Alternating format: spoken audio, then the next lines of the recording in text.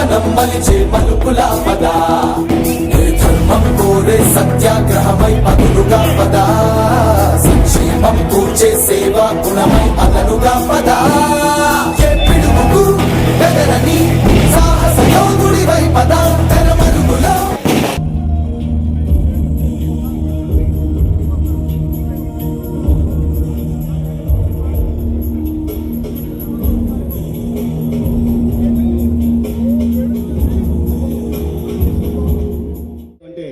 నగర market yard చైర్మన్గా పెనుమాల లక్ష్మి గారు ప్రమాణ స్వీకారం చేస్తున్నారు. దయచేసి మీరు అందరూ సైలెంట్గా ఉండి వాళ్ళని మనం చేస్తున్నా. ప్రమాణ స్వీకారం. పెనుమాల లక్ష్మి అని నేను వ్యవసాయ మార్కెట్ కమిటీ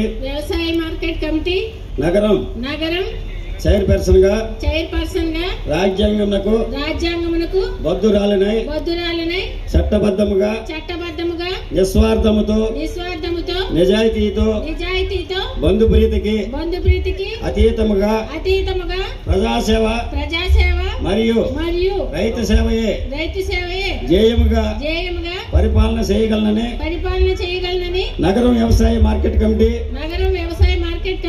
అభివృద్ధికి అహర్నిశలు కృషి చేయగలనని మనస వాచ దైవ సాక్షిగా ప్రమాణం చేస్తున్నాను. జై జనసేన, జై తెలుగుదేశం, జై బీజేపీ. ప్రజాసేవ మరియు రైతు సేవే జేయముగా పరిపాలన చేయగలనని నగరం వ్యవసాయ మార్కెట్ కమిటీ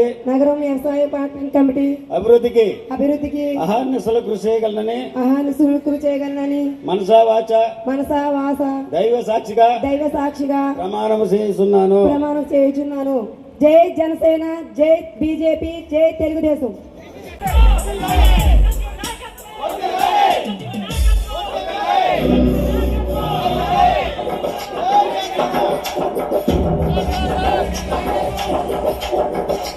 పరిష్కరించే దిశగా పనిచేస్తూ ఈ రాష్ట్ర ముఖ్యమంత్రి వర్యులు నారా చంద్రబాబు నాయుడు గారు, ఉప ముఖ్యమంత్రి వర్యులు పవన్ కళ్యాణ్ గారు, అలాగే రాష్ట్రంలో ఉన్నటువంటి బీజేపీ నాయకులు వీరు ముగ్గురు కలిసి ఈ రాష్ట్ర ప్రజల సంక్షేమం, అభివృద్ధి వీటిని ధ్యేయంగా పెట్టుకుని ఒక క్రమంలో పనిచేయడం జరుగుతుంది. ఆ క్రమంలోనే ప్రభుత్వం ఏర్పడగానే పెన్షన్స్ ఇవ్వడం జరిగింది. సామాజిక స్పృహతోటి పెన్షన్స్ ఇవ్వడం జరిగింది. ఆనాడు ఉన్నటువంటి 3,000 రూపాయల పెన్షన్ని 1,000 రూపాయలు కలిపి 4,000 రూపాయలు ఇవ్వడం జరిగింది. అది ఒక బృహత్తరమైనటువంటి కార్యక్రమం. ఎందుకనంటే గతంలో ఎంతో ఇబ్బందులకు గురైనటువంటి ప్రజలకి ప్రభుత్వం ఏర్పడగానే పెన్షన్ ఏర్పాటు చేసి 3,000 ఉన్నటువంటి పెన్షన్ని 4,000 చేసి 3 నెలల ఏరియర్స్ని కలిపి 7,000 రూపాయలు అందించినటువంటి ఘనత ఈ కూటమి ప్రభుత్వానికి దక్కింది. అదే క్రమంలో ఈ రాష్ట్ర ఉప ముఖ్యమంత్రి అయినటువంటి పవన్ కళ్యాణ్ గారు పంచాయతీరాజ్ శాఖ తీసుకుని ఈ రాష్ట్రంలో ఉన్నటువంటి గ్రామీణ ప్రాంతాలని అభివృద్ధి చేయాలనే దిశగా మన నియోజకవర్గానికి 11 కోట్ల రూపాయలు ఇవ్వడం జరిగింది. ఆ 11 కోట్ల రూపాయలతోటి నియోజకవర్గంలో ఉన్నటువంటి గ్రామీణ ప్రాంతాల్లో సిమెంట్ రోడ్లు వేయటం జరిగింది. గత ప్రభుత్వం ఏదైతే గుంతల రోడ్లు పెట్టిందో వాటిలన్నింటినీ కూడా ప్రజలు ఇబ్బంది పడకుండా చేయాలనే ఉద్దేశంతో R&Bలో కూడా కొన్ని కోట్ల రూపాయల నిధులు తీసుకుని మన నియోజకవర్గంలో ఇంచుమించు 80% రోడ్లన్నీ కూడా కంప్లీట్ చేయడం జరిగింది. ఇది కూటమి ప్రభుత్వం యొక్క ఘనత అని ఈ సందర్భంగా మీకు తెలియజేస్తున్నా. అయితే ఈ రాష్ట్ర ఉప ముఖ్యమంత్రి పవన్ కళ్యాణ్ గారు తన పార్టీ పెట్టి దశాబ్ద కాలంగా ఎన్నో కష్టాలు పడి ఎన్నో ఇబ్బందులు ఎదుర్కొని ఈ రాష్ట్ర ప్రజల క్షేమమే నా జయమని అనుకుని ఎన్ని కష్టాలు ఎదురైనా సరే తను అనుకున్న స్థాయికి చేరాలనే ఉద్దేశంతో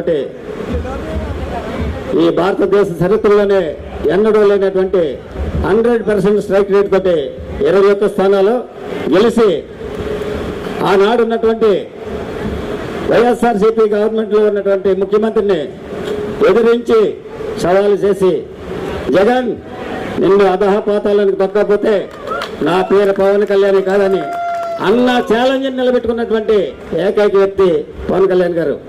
అటువంటి వ్యక్తి అనుసరుడిగా, నీతి నిజాయితీ ఉన్నటువంటి పవన్ కళ్యాణ్ గారు అనుసరుడిగా పనిచేయటం అనేది నాకు పూర్వజన్మ సుకృతంగా భావిస్తున్నాను.